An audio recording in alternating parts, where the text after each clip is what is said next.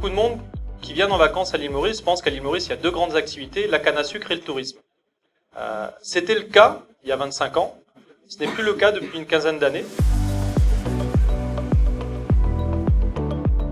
On voit que déjà sur tous les classements, Maurice est aujourd'hui premier en Afrique. Donc le premier indice, qui est l'indice mondial de compétitivité, où Maurice est 45e sur 138. Un des indices importants de la World Bank est l'indice Doing Business, donc pour tout ce qui est installation d'activités commerciales en général dans le monde. Maurice est 49e sur 190. L'indice Fraser des libertés économiques a classé Maurice 5e sur 159. L'indice Forbes sur le meilleur pays pour les affaires donc a classé Maurice 39e sur 139.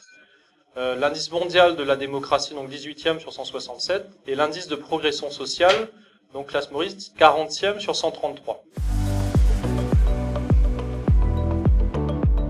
Donc pour 12% de part dans l'économie. À savoir que Maurice est une très grosse plateforme financière entre justement l'Europe, l'Afrique et l'Asie. Beaucoup d'entreprises européennes, occidentales, même américaines, se servent souvent de l'île Maurice comme plateforme pour investir en Inde ou pour investir même en Afrique. Pourquoi ? Parce que le secteur bancaire mauricien est un secteur très protégé, très stable. Donc là, pareil, principalement depuis 2002, dû aux investissements d'étrangers qui ont commencé à acheter de l'immobilier à l'île Maurice.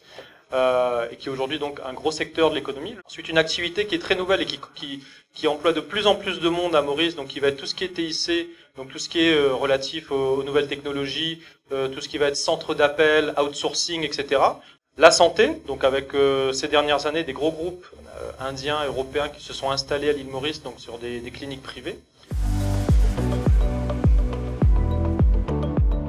Un impôt sur le revenu immobilier, donc c'est ce qui va nous concerner aujourd'hui, qui va être de 15% au maximum, qui peut être optimisé selon les montages. Alors bien sûr, on n'a pas de taxe foncière, pas de taxe d'habitation, CSG, CRDS, tout cela n'existe pas à l'île Maurice. L'île Maurice a signé en 1980 une convention fiscale avec la France et qui permet justement d'éliminer la double imposition sur un certain nombre de revenus. Donc un revenu immobilier de source mauricienne perçu par un résident fiscal français. Donc lui ne sera pas imposable en France et il sera imposable à Maurice à 15%, comme on l'a vu tout à l'heure, au maximum. Alors à l'île Maurice, à ce jour, aucune taxation sur la plus-value existe sur des profits de nature immobilière. Donc en réalité, s'il y avait une plus-value, on serait taxable à l'île Maurice, mais cette plus-value est de 0% aujourd'hui, donc on ne paye pas de plus-value. Et si par exemple demain vous revendez ce bien et donc vous rapatriez vos fonds plus la plus-value à l'île Maurice, effectivement, cette plus-value ne sera même pas imposable en France non plus. Il faut savoir qu'avant 2002, un étranger ne pouvait pas acheter en pleine propriété à l'île Maurice de façon assez fluide. Il y avait certains vides juridiques dans la loi qui permettaient de le faire, mais ce n'était pas bordé comme il le fallait. Depuis 2002, le gouvernement mauricien a mis des lois en place qu'on va par la suite et qui ont permis aux étrangers d'acheter. Effectivement, le groupe Fontanelle est connu et reconnu pour la qualité de ses constructions, le soin qu'ils apportent à la conception de chacun de leurs programmes et l'accompagnement qu'ils font sur chacune de leurs opérations. Pour ma part, ma principale force est la prospection foncière et le montage opérationnel, de façon à pouvoir trouver les meilleurs sites, parce que là-bas comme ici, les 3 premiers critères d'une belle opération, c'est son emplacement et son emplacement.